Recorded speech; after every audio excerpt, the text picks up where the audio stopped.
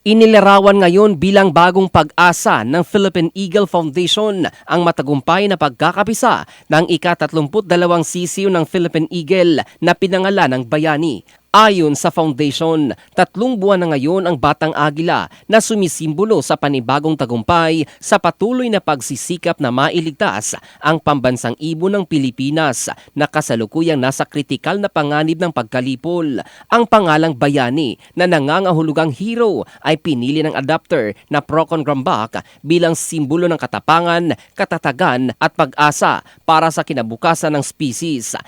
Ipinanganak ang sisiw mula sa mga adult eagle na sina Dakila at Sinag sa pamamagitan ng cooperative artificial insemination, isang makabagong pamamaraan na ginagamit ng mga siyentista upang mapataas ang tagumpay ng pagpaparami ng mga agilang nasa pangangalaga ng PEF.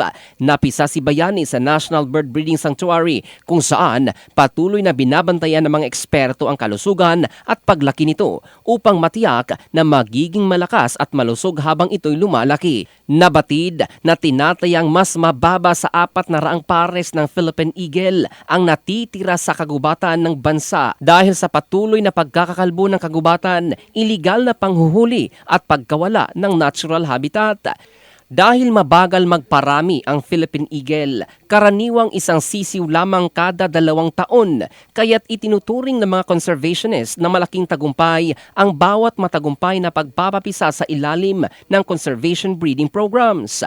Binigyang diin ng Philippine Eagle Foundation na ang kapanganakan ni Bayani ay bunga ng patuloy na suporta ng mga donor, partner organizations at environmental advocates na tumutulong sa mga programang naglalayong maprotektahan ng species upang mapalipad muli ang kinabukasan ng Philippine Eagle sa kalikasan ng bansa.